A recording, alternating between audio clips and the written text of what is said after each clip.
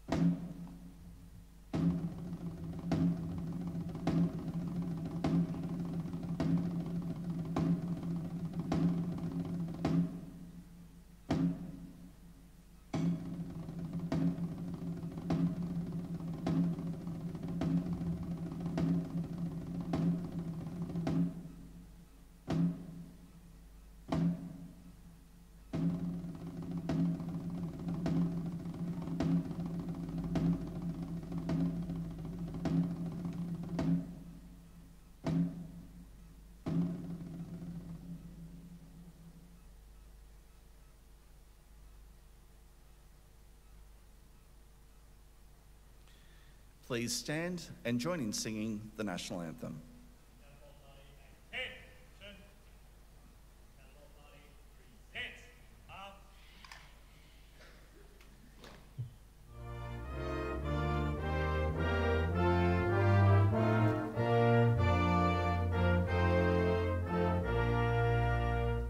Australians, oh, let us rejoice, for we are young and free.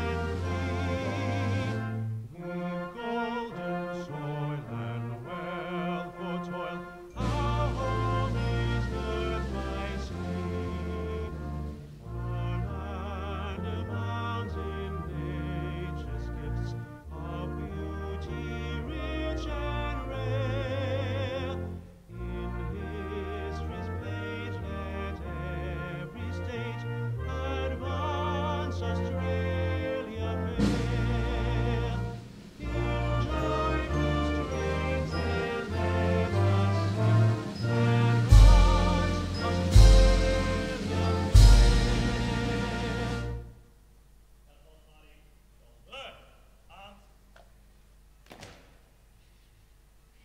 Thank you, students. You may be seated.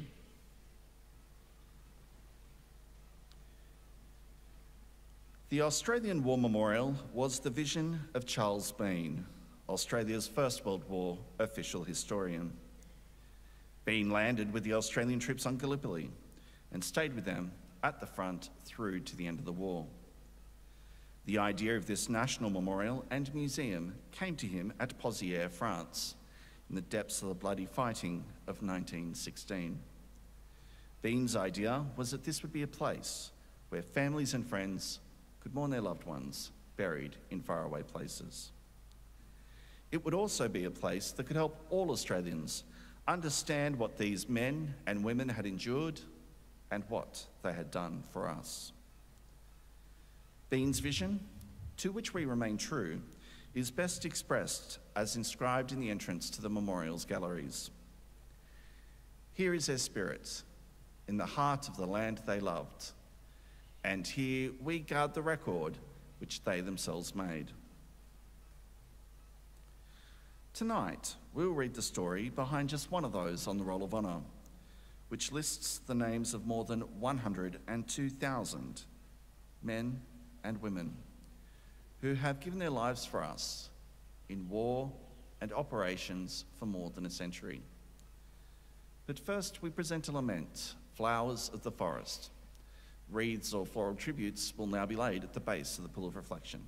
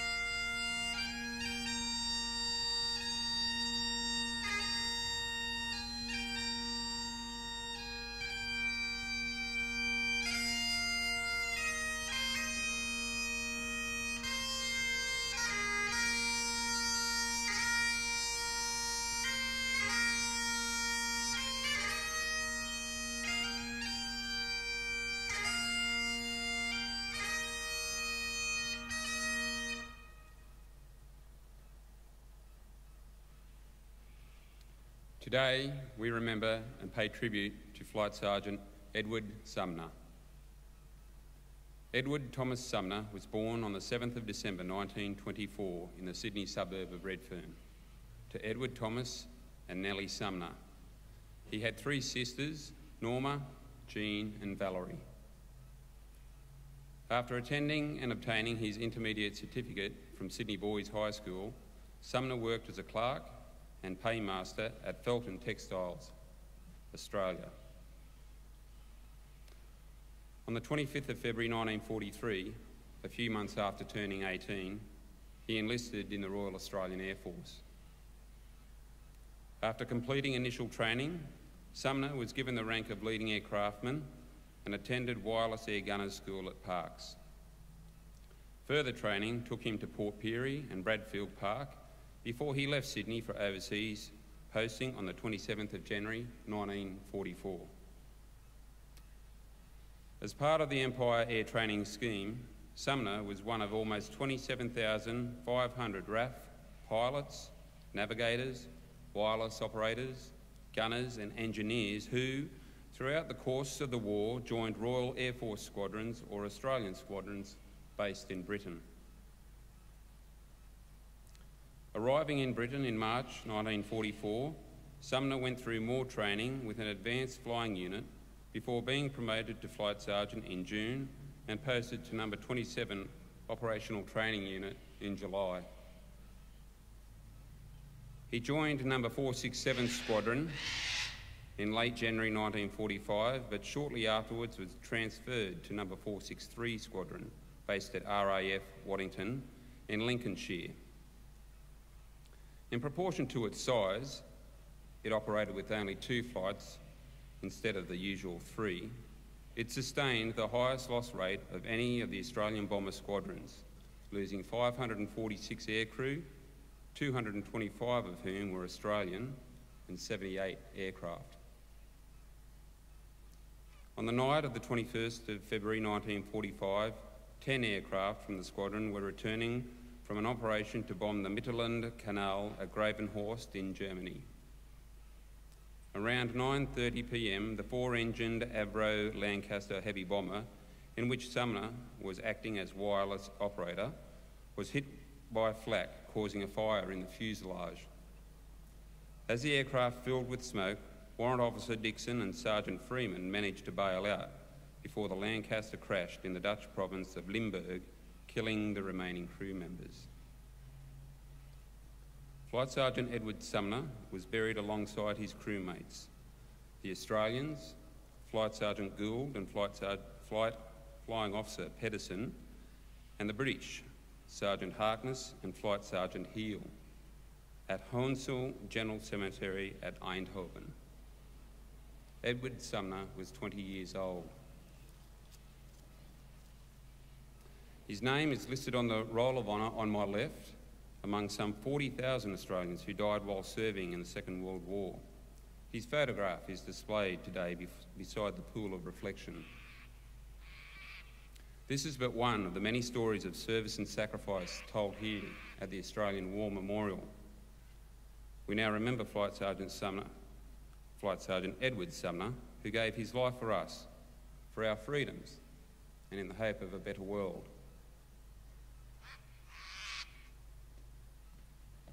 Please stand for the reading of the Ode and the sounding of the last post.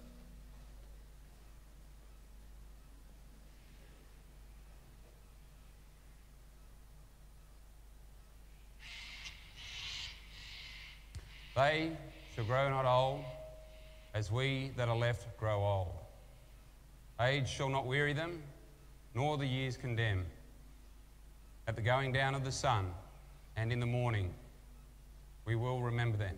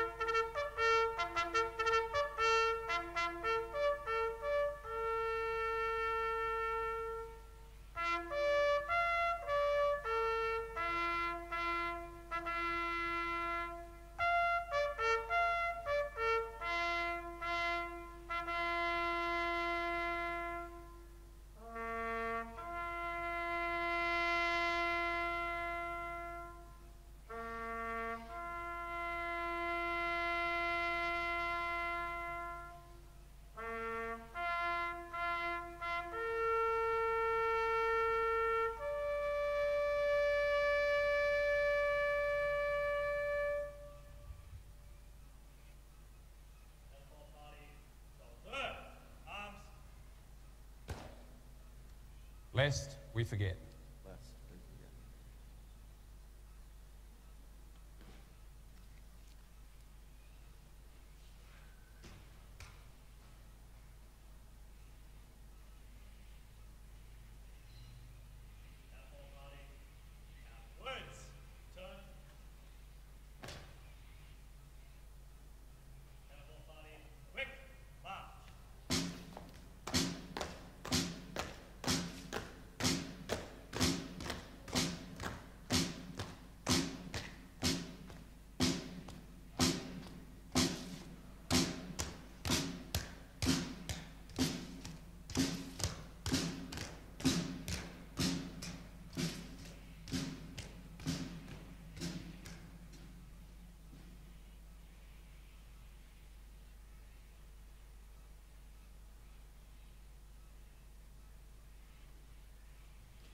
We leave you this evening with the words of the memorial's founder, Charles Bean. Many a man lying out there at Pozières or in the low scrub of Gallipoli, with his poor, tired senses barely working through the fever of his brain, has thought in his last moments, well, it's over. But in Australia, they will be proud of this. Ladies and gentlemen, girls and boys, that concludes the last post ceremony. We'd like to thank you for visiting the Australian War Memorial and wish you all a very good evening. Thank you.